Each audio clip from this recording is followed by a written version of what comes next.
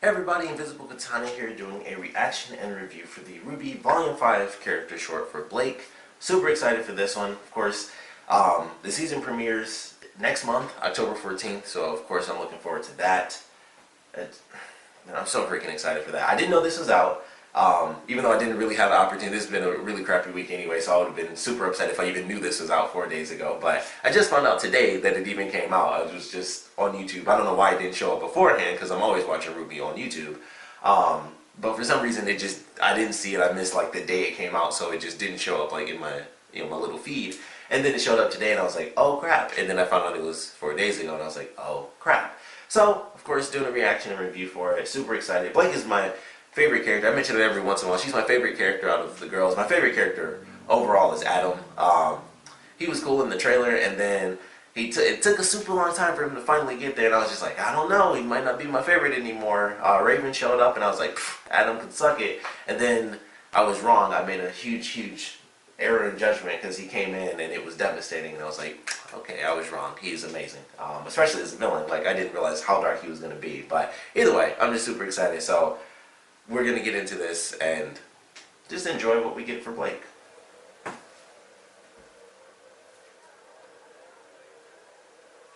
Okay, so of course, obviously, still on basically her family's island. I mean, her dad's the king, so it's like their island pretty much. Visuals, of course, looking really good. Can I ask you something? Sure. Why'd you join the White Fang? Same reason as you. But But why fight when I pass for human?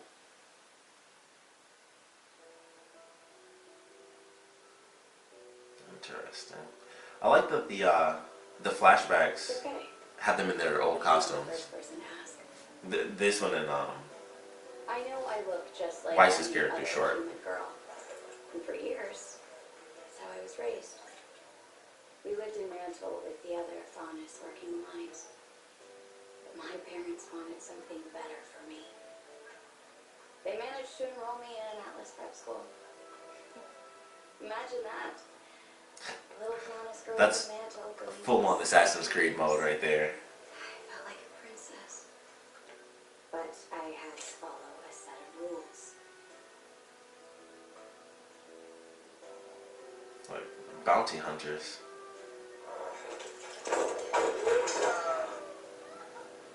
Can these gauntlets block bullets? Because I've never seen them do that before. You're talking about my parents.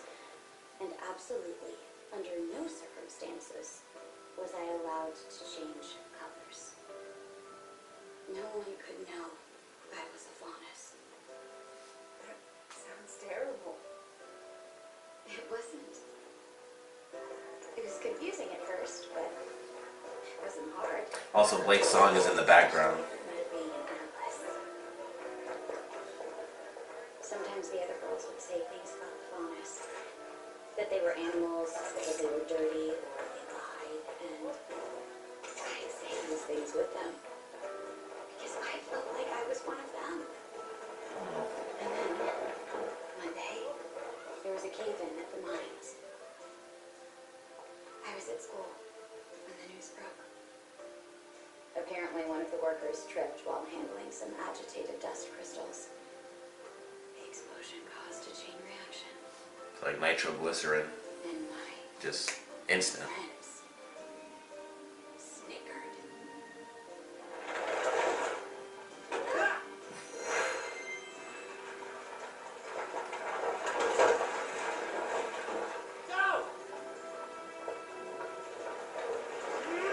I lost control.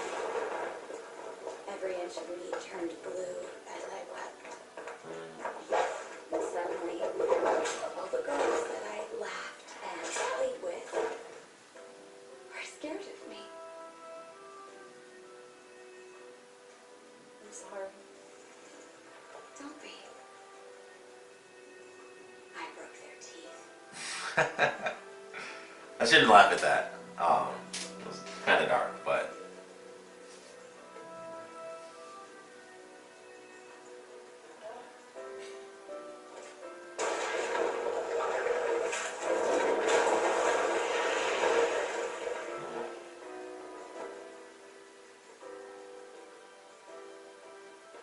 I'm officially more invested in her character now. We got away.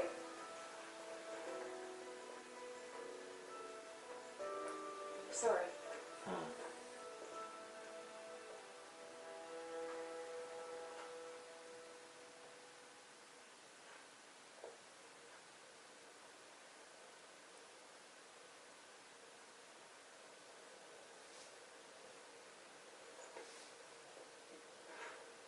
Yeah, I'm definitely excited to see how her character plays out through the rest of the series now. Because I already liked her character. Oh.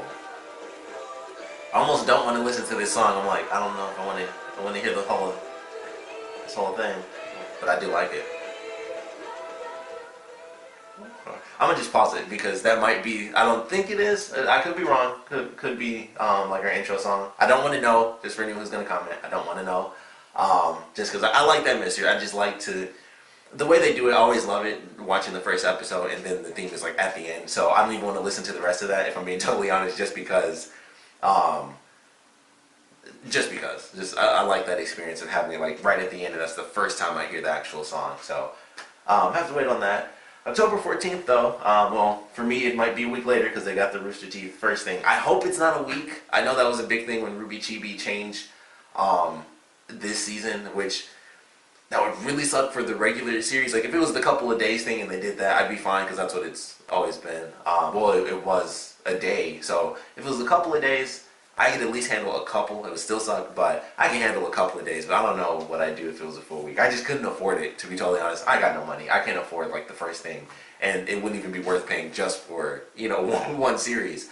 So I hope it's not super crazy. I hope it's just. I would love it if it was just the next day thing. That would be great if they kept it that way. But if they had a couple of days, if it's like 3 days instead of the 1 day thing, I can put up with that, but man, I really hope they don't do 7 days for people that aren't first members. But super excited. This was great. That was great. That was like, I really liked Weiss's because it was fun to watch, and we got to see her in a lot of different ways. I didn't even realize as I was watching it that she was like in her original costume during that. If you like go back and watch that video, I didn't even realize that was like it's like, oh crap, this is all.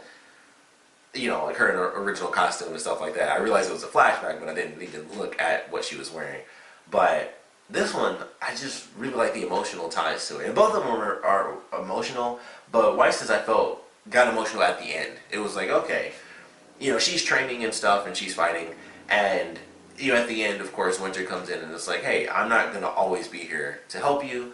If that were in an episode, I would assume that would mean Winter's going to die soon, but because it was just like a random character short, I'm not too worried that they're going to kill off Winter. That's like, anytime anybody says that in a TV show, I'm like, oh crap, they're dead. But it was a character short, so I was like, slightly ominous, but not nearly as bad as actually being in an episode where someone's like, I might not always be around, I'm just saying at random for no apparent reason, and then of course they're killed like 2 seconds later.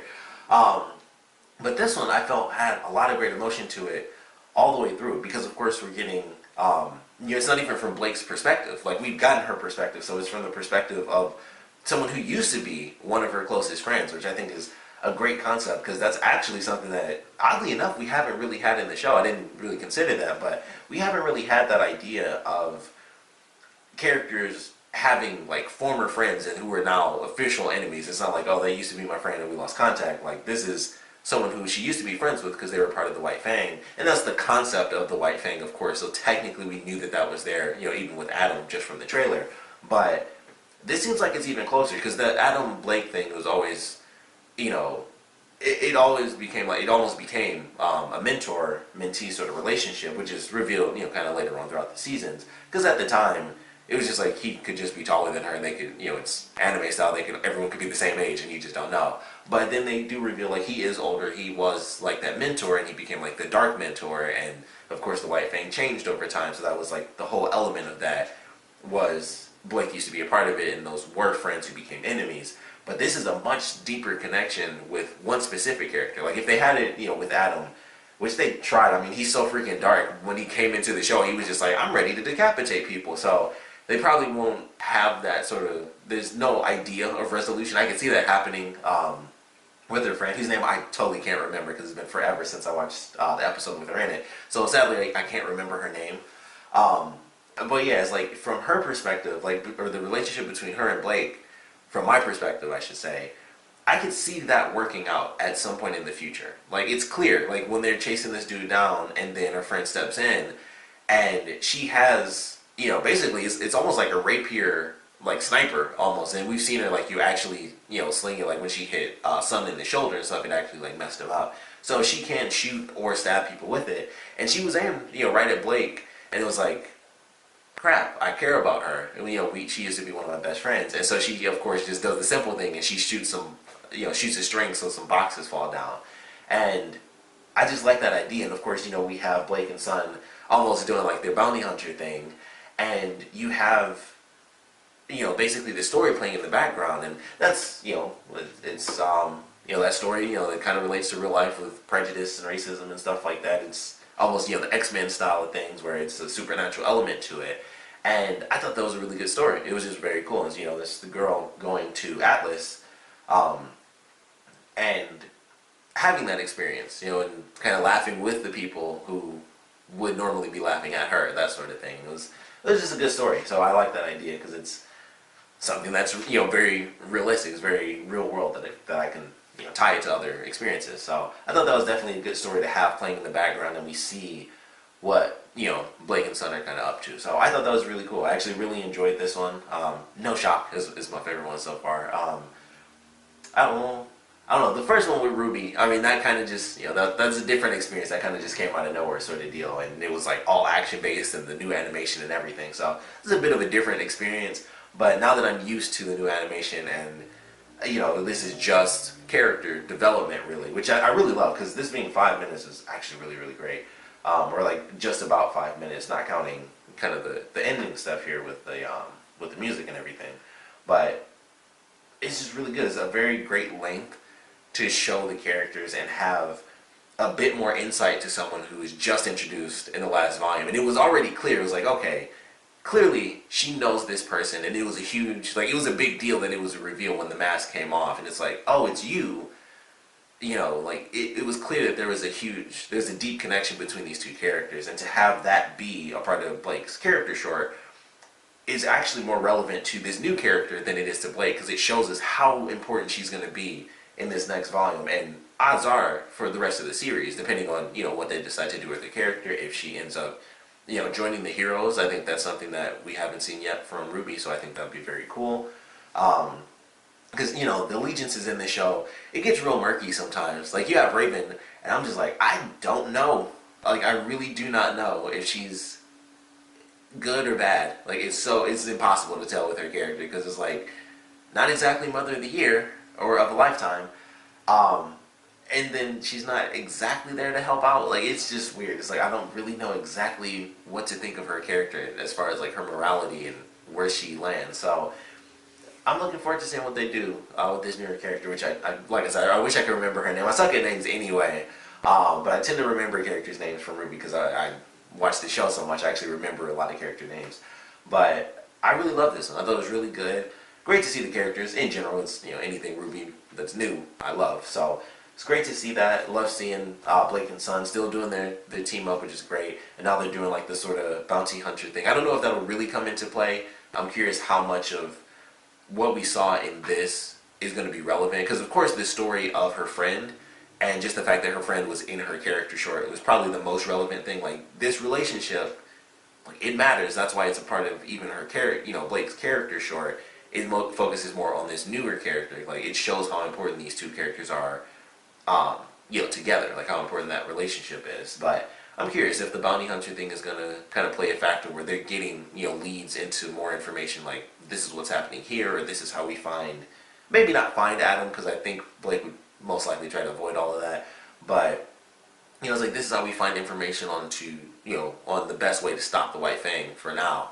So I'm curious how much of that was definitely like an introduction to what we should expect in this next volume, and what was just there. Like, the bounty hunter side of it, I think was probably just there as sort of the backdrop to this emotional story and the connection between these two characters, far more than, the bounty hunter element and the chase being the main component. But either way, definitely great. Love the story. Love the little bit of action as well. We got some wall running. We got to see Sun using his semblance, in a character short. That's great to me because I love his semblance. I forgot who it was that I just. Oh, I was watching the original character thing that wasn't actually in the show. I totally forgot about that. But that was really good. I really enjoyed it. Of course, looking forward to the next volume. Man, I forgot, because I asked this before with the last one, and I know people told me that they were coming out. I didn't know, like, no one specifically said that they were coming out this year, because when I would have it, people would say, like, there were more coming out, but I was like, I don't know if they mean they're coming out this year, or if that means they're, how many are coming out this year, so I'm just going to assume that we're going to get Yang's character short as well, which would be awesome, and have that, like, a couple weeks, like, right before the season kicks in. It got insanely dark. The clouds really rolled in. That's exactly why I have this light on, because I can't trust the sun sometimes. But yeah, this was actually really, really great. So, of course, we'd love to know what you guys thought about it, what you're looking forward to seeing based off of what we saw in this character short. I think this one introduces a lot more than what Weiss's did, where it's like, okay, that was just her training with her sister, the concept of her growing up and going on this journey by herself. It's the first time she's been completely detached from her family, and the only person she even has an attachment to is her sister, which is still a fairly distant attachment. So I think that was the point of that, where it's like, Weiss is completely alone. She's going back to her friends, her other family, but she's going on this journey to, her other family by herself. This is a different experience for her.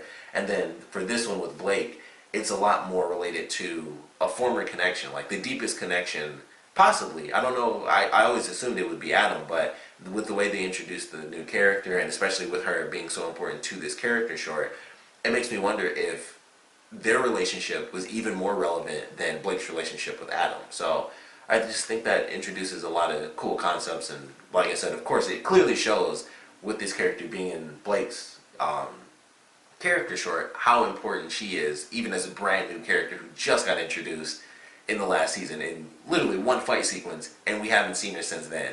So it shows how insanely important she's going to be for the series, and I just love that idea. So like I said, would love to know what you guys thought about the character short as a whole, and I definitely want to know your theories on what we should be looking forward to for Volume 5, and what we should be looking forward to as far as this, this new character and what she means to possibly Blake's motivations and actions and everything that's going to be related to her character, and, Sun as an extension of that, because of course they're doing their team-up thing right now. So we'd love to know your theories and everything you guys are thinking, so please put your comments down in the comment section below, and of course, thanks for watching.